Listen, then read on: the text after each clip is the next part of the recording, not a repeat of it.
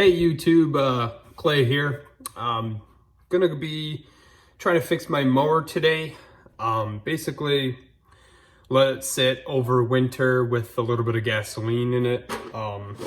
Forgot to drain it last season, so gonna have to clean the carb real quick. The mower isn't very old, but I mean, this is a very common issue for these carburetors to get gunk built up in them. So I've got a Troy-Bilt TB200. It's a 550E series. There's also a 550EX series. So it's just a 21-inch blade push self-propelled lawnmower. And when to start it, no start. So basically I'm gonna be using a carb cleaner. And the carb cleaner that I bought, I just went to my local hardware store. It's called Jet Spray Gum Out Carb and Choke Parts Cleaner.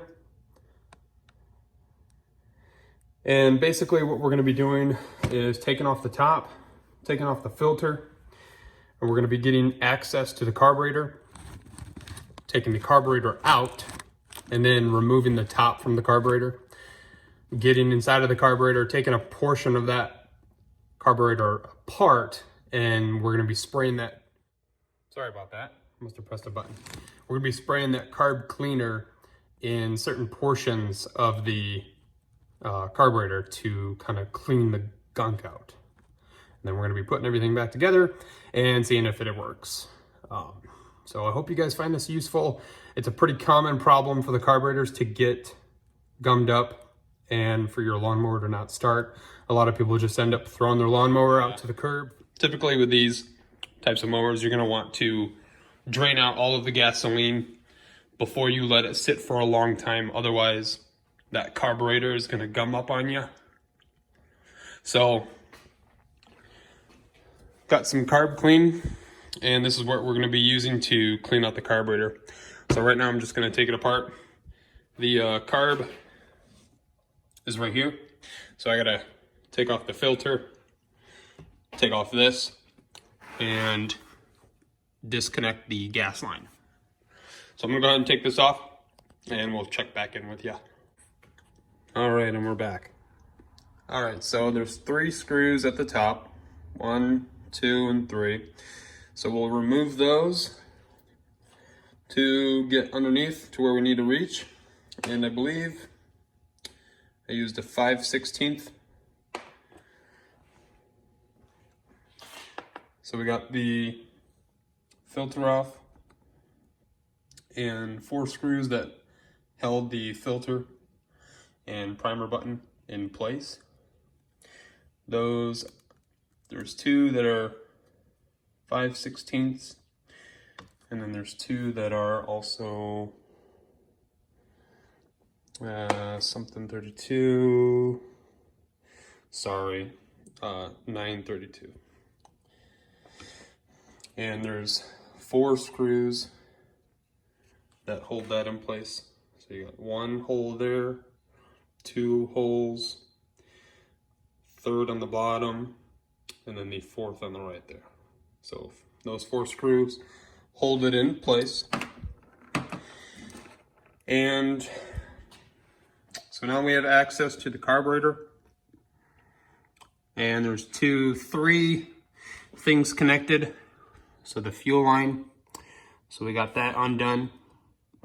That was definitely what caused the issue. There was some fuel in there from last year.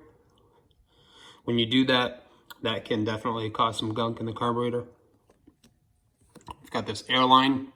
And then we've also got this here, which should just come up like that. You have to kind of move it around to get it out of there. But once we do that, we should be able to take this carburetor right out of here. Just kind of wiggle it. Just be very gentle. And it should just come out just like that. So, and then we'll be able to gain access to it and open it on up. All right, so there's the carburetor. There, we got it out. we had to maneuver that top portion out of that hole there. This does adjust, so you can twist it if you need to. Earlier when I took it out, this O-ring in the back here came out, so just make sure you keep that O-ring in place. So this is what your carburetor looks like. And now we just have to get into the middle here. And there are a few screws holding it in place. So we got to take those two out. And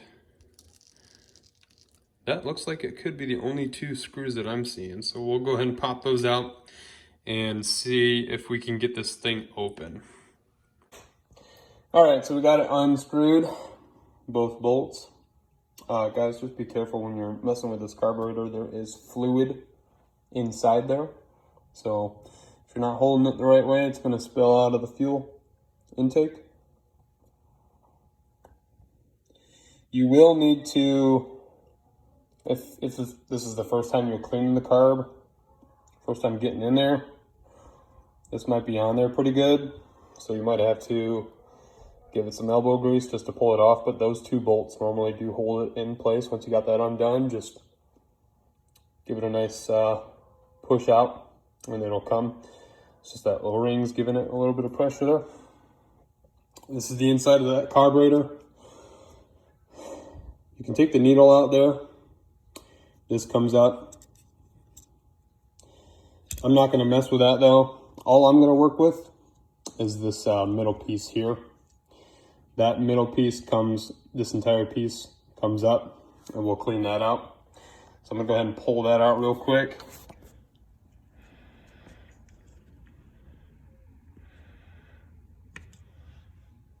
All right, so we got it out. Had to use my channel locks to kind of get a good grip on it. Just kind of lightly wiggle it, just to get it started. And then you should be able to pull it out. You can buy replacements for these, you know, and that's good and all, but for the most part, these are the pieces that are getting gummed up. So what we got to do is just kind of clean these out and see if we can get it in focus in there. So those teeny tiny little holes in there, that's what we're going to want to shoot our carb cleaner in. And up here as well. So we'll go ahead and use the carb cleaner on it real quick.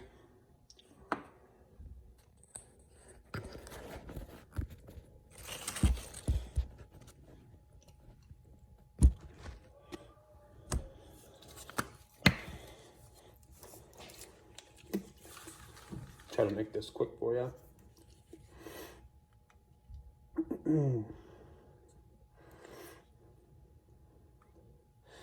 All right, so we're in there. So I'm just going to shoot it right in the holes. This does get messy.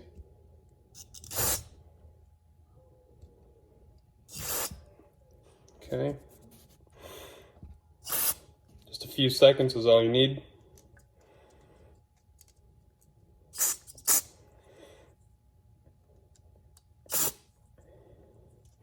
Okay, so that seems like it's going to do the job there. So I'm going to reassemble everything and see if we can get it started. So before I put it together, I did want to kind of show you the difference that it made.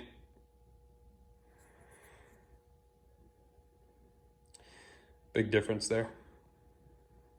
So that's just with the carb cleaner. All right, guys, just wanted to also mention too that there's two different screws on here. Excuse my fingers. So you'll want to make sure that you pay attention to the threads. As you can tell, there's some finer threads.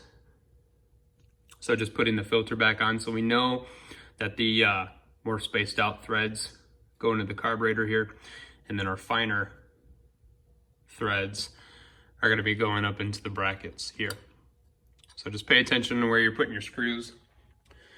And so we got the carb mounted back in, we got the fuel line back. We got to shift over the clamp all the way back over to the fuel line where the intake is. Got the throttle rod there. I don't know if that's what it's called. And then we got the intake connected back as well. So just make sure when you're doing this, just to put everything back the way it was when you found it. When you're disassembling it, make sure you're paying attention to where the parts go, where they came from, where they're supposed to go when you put it back together. All right, so we got everything back together. Put a little bit of gas in it. Just gonna go ahead and check the oil. When you're checking the oil, I just want to make sure that there's oil in there first of all, and make sure that the oil is not like a burnt color. And then actually on the oil stick, it'll tell you whether or not it's full, half, 3/4 full. So we're looking at pretty much full with a good color. So it's not burnt or anything. So oil looks good. This mower's not very old, so I can't imagine the oil being too bad. So I'm gonna go ahead and prime it a few times just to get the fuel back in there. And we'll try to start it up.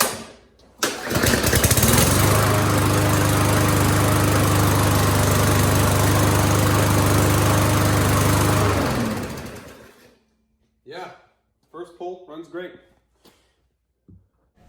Thanks, guys. Hope you find that useful. Please like, subscribe, and comment. Thanks.